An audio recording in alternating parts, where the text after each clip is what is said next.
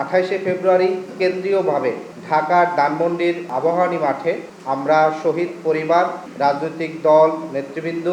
একই সাথে ফ্যাসিবাদ বিরোধী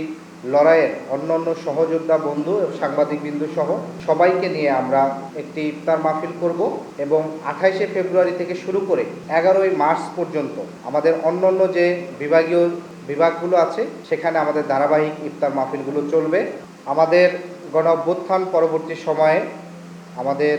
28শে ফেব্রুয়ারি যে পথ চলা শুরু হয়েছিল, আগামী 28শে ফেব্রুয়ারি আমাদের 1 বছর পূর্তি উপলক্ষে আমাদের যে গণ অভ্যুত্থান সংগঠিত হয়েছে সেই গণ অভ্যুত্থানে আমরা দেখেছি সকল রাজনৈতিক দল, ছাত্র, শ্রমিক, জনতা, সকল পেশাজীবী মানুষ একসাথে অংশগ্রহণ করেছে। ফলে আজকের এই 1 বছর পূর্তি অনুসারে গণ অভ্যুত্থানের যে আকাঙ্ক্ষা, নতুন বাংলাদেশ বিনির্মাণ, একটি ইনসাফ, মানবিক মর্যাদার বাংলাদেশ প্রতিষ্ঠা করার সেই লক্ষ্যে এই গণ অভ্যুত্থানে যারা সর্বোচ্চ স্যাক্রিফাইস করেছেন, যারা জীবন দিয়েছেন, সেই সব শহীদ পরিবারের সদস্যদের নিয়ে একই সাথে ফ্যাসিবাদ বিরোধী লড়াইয়ের রাজনৈতিক দল, সংগঠন, সাংবাদিকবৃন্দ, শিক্ষক, শ্রমিক সকলদের একসাথে নিয়ে আমরা আমাদের প্রতিষ্ঠাবার্ষিকী উদযাপন করতে যাচ্ছি। আমাদের প্রথম দিন অর্থাৎ 28শে ফেব্রুয়ারি কেন্দ্রীয়ভাবে ঢাকার ধানমন্ডির আবাহনী মাঠে আমরা শহীদ পরিবার, রাজনৈতিক দল, নেতৃবৃন্দ, একই সাথে আমাদের পেশাজীবী এবং ফ্যাসিবাদ বিরোধী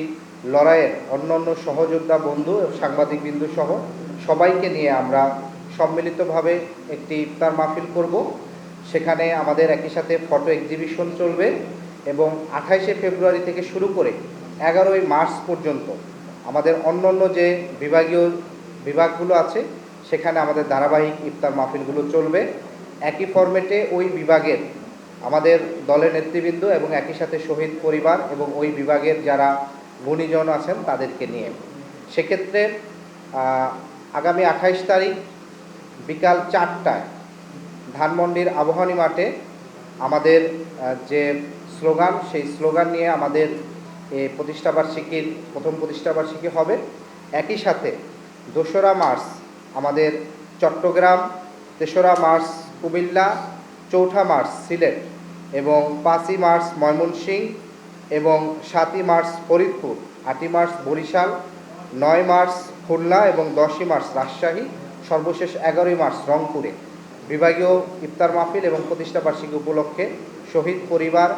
এবং অন্যান্য যারা জেলা নেতৃবৃন্দ আছেন তাদেরকে নিয়ে ইফতার মাহফিল অনুষ্ঠিত হবে।